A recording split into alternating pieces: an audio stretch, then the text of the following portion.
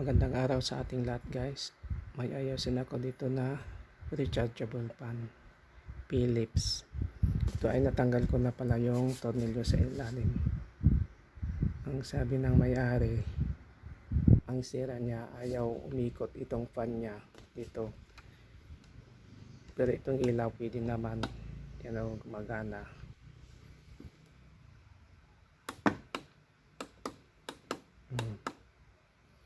Ang nakita kong sira itong switch niya dito, papalitan ko.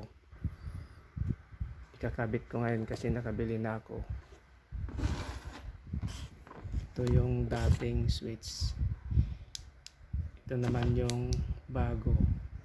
Yan o. Parehas. Check natin to. Check natin sa analog tester.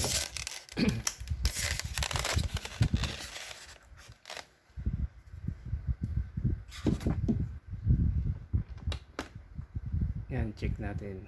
Ito yung isang pipe. Ito yung pinakamin niya. Yan, ayaw. Ito yung number 1. Yan, gumagana. Ito yun naman yung number 2. Yan. Basic lang ito guys. Madali lang ayusin. Tanggalin na natin yung takip dito sa likod. Ito natanggal ko na. 6 volts pala ang battery nito. Pwedeng i-charge sa solar tsaka dito sa kuryente.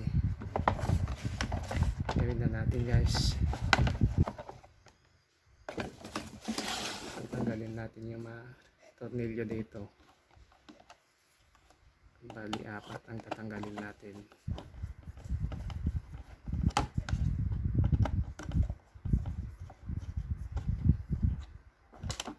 Dito nang galing yung switch. Ang ginawa ko noon, chinik ko dito may 6 volts. Dito wala na. Kaya madali lang ayusin yung mga ganito. Basta may gamit ka.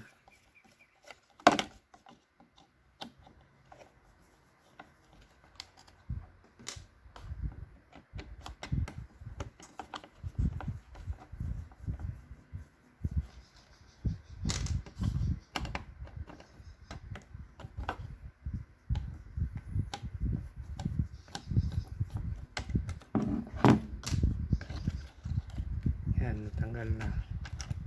Dito nakalagay yung switch. Yan, 3 ang paa. Itong switch na ito, 2 lang ang paa. Yung para sa ilaw.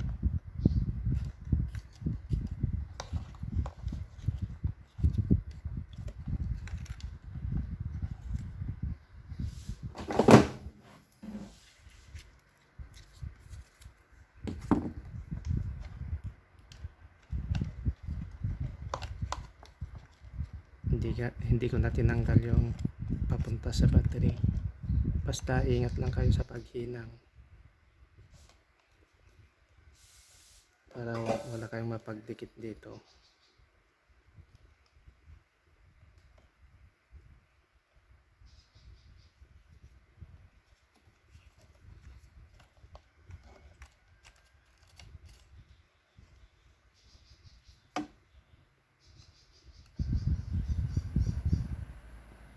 Yan, nakasindi na pala.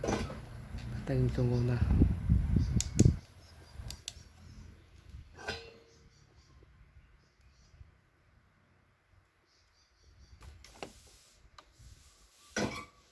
Testing na natin. Yan, umiikot na.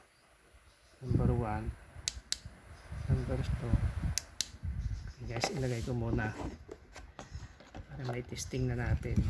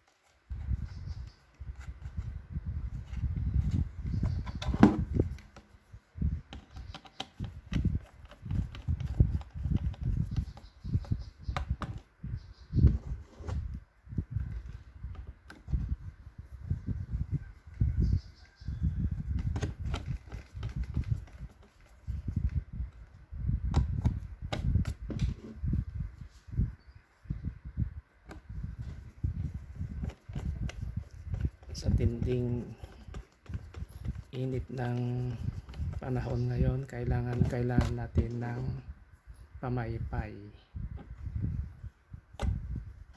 mga electric fan, rechargeable fan.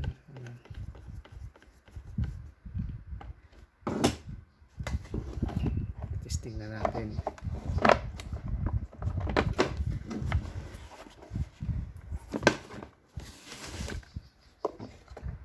Yan, number 1.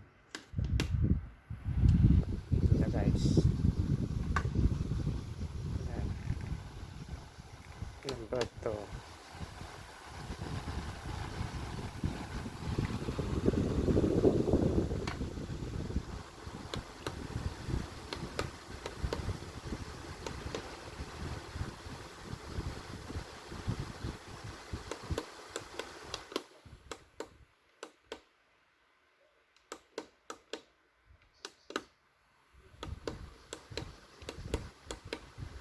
Dito nilalagay yung solar panel.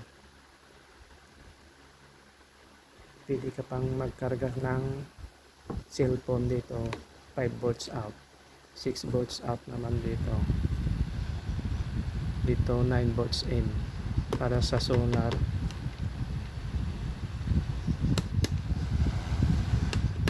Okay guys, kung napadaan ka lang sa aking channel, huwag mong kalimutang pindutin yung subscribe button tsaka yung notification bell para lagi kang updated sa mga bagong video na i-upload ko.